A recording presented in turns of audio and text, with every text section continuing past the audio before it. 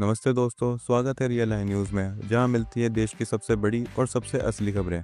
आज हम बात करने वाले हैं उन 4 बड़ी खबरों के बारे में जिसे हर देशभक्त को जानना चाहिए। एक तरफ ड्रोन मिसाइल अटैक जिसे भारत ने फेल किया, दूसरी तरफ इसरो का अनएक्सपेक्टेड फेलियर, तीसरी तरफ भारत का स्मार्टफोन एक्सपोर्ट में रिकॉर्ड तोड़ बढ़ना और चौथी खबर है सेबी के नए कदम जो हमारी इकॉनमी को और स्ट्रॉन्ग बनाएंगे। तो चलिए शुरू करते हैं और हर खबर को समझते हैं। सबसे पहले बात करते हैं ऐसी खबर की जो हर भारतीय को जाननी चाहिए। 8 मई 2025 की रात अमृतसर के आसपास लोगों को कुछ अजीब सी आवाज़ें सुनाई दी। बाद में पता चला कि पाकिस्तान की तरफ से ड्रोन और मिसाइल अटैक किया गया था। टारगेट था गोल्डन टेम्पल। अब सोचिए, अगर वो अटैक सक्सेसफुल हो जाता तो सिर्फ एक जगह ही नहीं, हमारी धार्मिक और सांस्कृतिक विरासत पर अटैक होता। लेकिन सल्यूट है हमारे एयर डिफेंस सिस्टम को। आकाश मिसाइल सिस्टम और L-70 एंटी एयरक्राफ्ट गन ने मिसाइल्स और ड्रोन को हवा में ही डिस्ट्रॉय कर दिया। ये सिर्फ एक ऑपरेशन नहीं था, ये था भारत की इज्जत की रक्षा। हमें इस बात पर गर्व होना चाहिए कि हमारी सेना सिर्फ बॉर्डर ही नहीं, अपनी सभ्यता और धर्म की सुरक्षा भी कर रही है। आप क्या सोचते हो, क्या भारत को पाकिस्तान के खिलाफ एक और कदम उठाना चाहिए?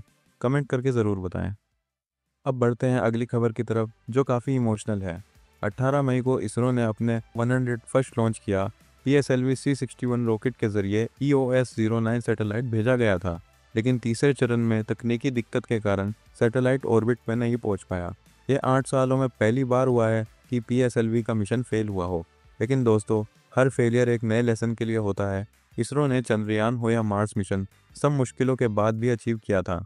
इस फेलियर का मतलब ये नहीं है कि इसरो कमज़ोर है, बल्कि इसका मतलब ये है कि हमारा स्पेस प्रोग्राम कंसिस्टेंटली इवॉल्व कर रहा है और हर गलती से सीख कर ही तो भारत ग्लोबल लीडर बन रहा है। तो अगर कोई बोले कि इसरो फेल हो गया, तो उसे याद दिलाएं कि असली जीत वही है जो हार के बाद मिलती है। अब बात करते हैं खुश होने वाली खबर की। भारत ने एक ऐसा रिकॉर्ड तोड़ दिया है जो पहले कभी नहीं हुआ था। भारत ने फाइनेंशियल ईयर 2024-25 में $24.14 बिलियन के स्मार्टफोन एक्सपोर्ट किए।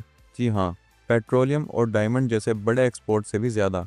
एप्पल और सैमसंग जैसे बड़े ग्लोबल ब्रांड्स ने भारत में मैन्युफैक्चरिंग सेटअप किया है, क्योंकि यहाँ की सरकार ने PLI स्कीम और मेक इन इंडिया का स्ट्रॉन्ग इकोसिस्टम बनाया है। ये सिर्फ नंबर्स नहीं है, यह है भारत की तकनीकी स्वराज की जीत। आज हम सिर्फ इंपोर्ट नहीं बल्कि दुनिया को एक्सपोर्ट भी कर रहे हैं। आपको क्या लगता है, क्या आने वाले टाइम में भारत चाइना की जगह ले सकता है टेक मैन्युफैक्चरिंग में?